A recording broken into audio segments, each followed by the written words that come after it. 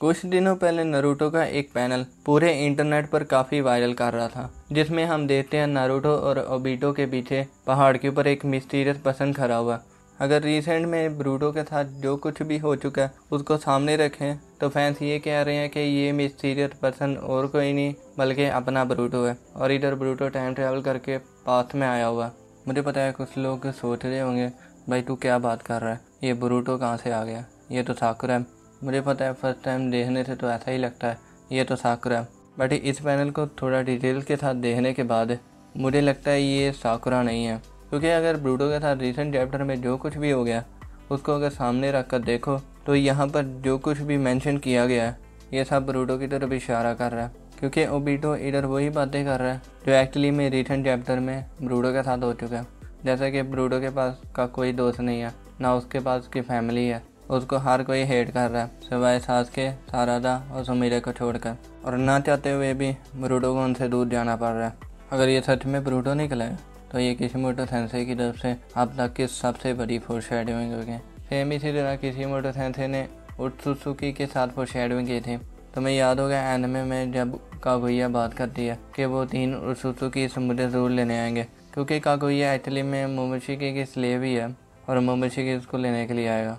इधर तीनों उत्सुकी को भी दिखाया गया था, इनमें से एक मोमोशिकी, उराशिकी और किंशिकी भी था। तो ये हम कह सकते हैं कि किशिमोटो के ज़हन में पहले से ही ब्रूटो को लेकर कुछ ना कुछ प्लान थे। पहले ये कंफर्म करते हैं कि ये एक्चुअली में ब्रूटो है या फिर साकुरा, फिर इसके बाद वीडियो को आगे कंटिन्यू करते हैं। अब जिन्होंने एनिमे देखा है वो लोग तो यही कहेंगे कि ये एक्चुअली में साकुरा है, लेकिन मैं आपको ये कहना चाहता हूँ जहाँ तक कि मैं मांगा पढ़ चुका हूँ, अगर एनिमे और मांगा को साइड बाय साइड रख कर देखें तो काफ़ी डिटेल्स होती हैं जो एनिमे में नहीं डाली जाती।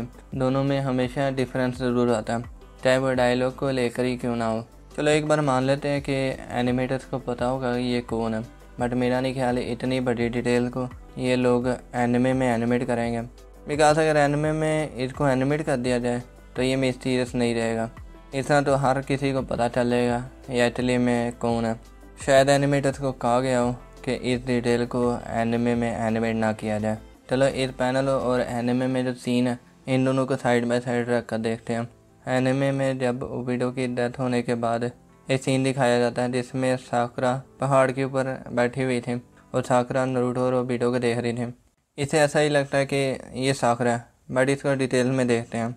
मांगा में जब कागुया इन लोगों को दूसरे डायमेंशन में लेकर आई थी तो साकुरा ओबीटो के पीछे बैठी हुई थी।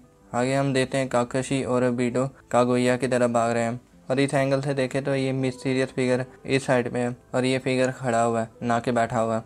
ओबीटो की डेथ से पहले साकुरा बैठी हुई थी ना कि खड़ी हुई थी। चलो एक सेकंड के लिए मान लेते हैं ये साकुरा, बट आफ्टर ओबीटो की डेथ होने के बाद ये बैठी हुई थी ना कि खड़ी हुई।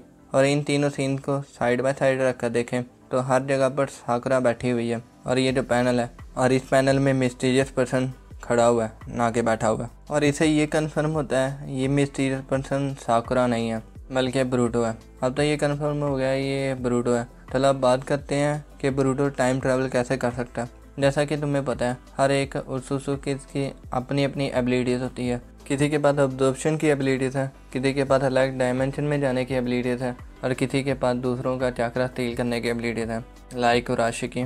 और तुम ऑलरेडी जानते हो अगर एक उत्सुकी किसी पर्सन को अपना वेसल बनाता है तो उस पर्सन के पास भी सेम उत्सुकी की तरह एबिलिटीज़ होती हैं, और हमने कवाकी को इशिकी की एबिलिटी इस्तेमाल करते हुए ऑलरेडी देख लिया, चाहे वो उसका डाइकोकोटन ही क्यों ना हो। बट तुम एक बार ब्रूटो की तरफ नोटिस करो, क्या ब्रूटो ने कभी मोमोशिकी की एबिलिटीज़ को यूज़ किया?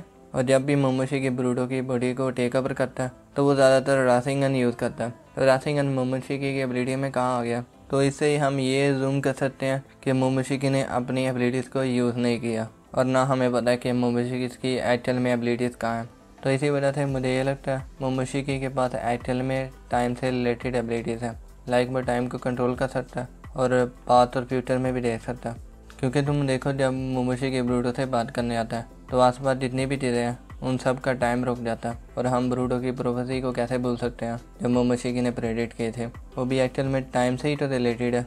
और हाँ, चैप्टर 75 में ब्रूटो ने ये फोरसाइट देखी भी थी, तो हम ये कह सकते हैं कि मोमोशिकी के पास शायद एक्चुअल में टाइम से रिलेटेड एबिलिटीज़ होंगे जिनको ब्रूटो बाद में किसी पर्पज़ के लिए यूज़ करे। अब आपके पास एक सवाल ज़रूर आया होगा, एडा को कैसे नहीं पता कि ब्रूटो पास में टाइम ट्रैवल कर चुका है।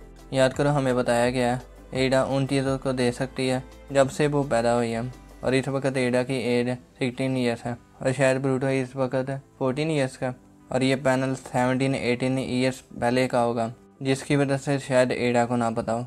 अब ये तो बात हो गई है ब्रूटो ने टाइम ट्रैवल कैसे किया। अब बात करते हैं ब्रूटो टाइम ट्रैवल क्यों करेगा और क्या वो करना चाहता है।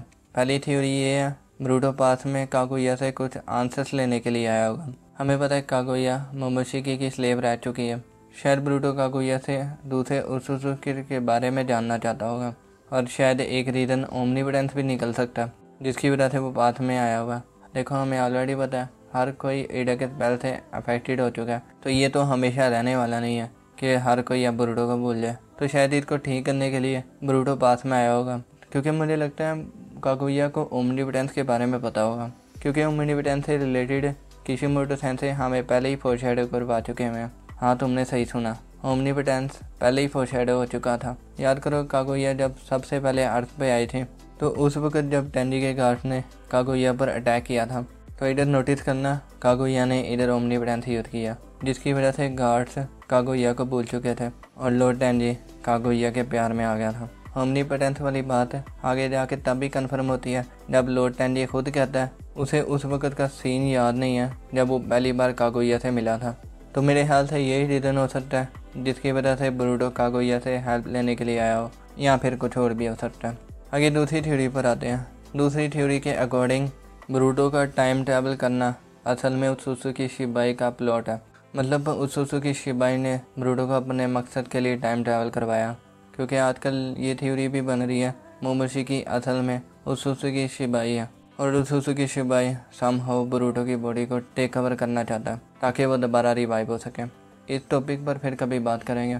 तो इसी वजह से मुझे लगता है उत्सुकी शिबाई शायद ब्रूटो को एक न्यू पावर देने के लिए बात में लेकर आया हो। इसके अलावा और भी थ्योरी बन सकती है, जैसे कि ये बंदा इश्की है या फिर ये उत्सुकी शिबाई है। आप लोग मुझे कमेंट्स में बताओ इस थ्योरी को लेकर आप लोगों का क्या कहना, और अगर आपके पास और कोई थ्योरीज भी हैं तो कमेंट्स में ज़रूर लिख सकते हो, मैं आपके कमेंट ज़रूर रीड करूँगा।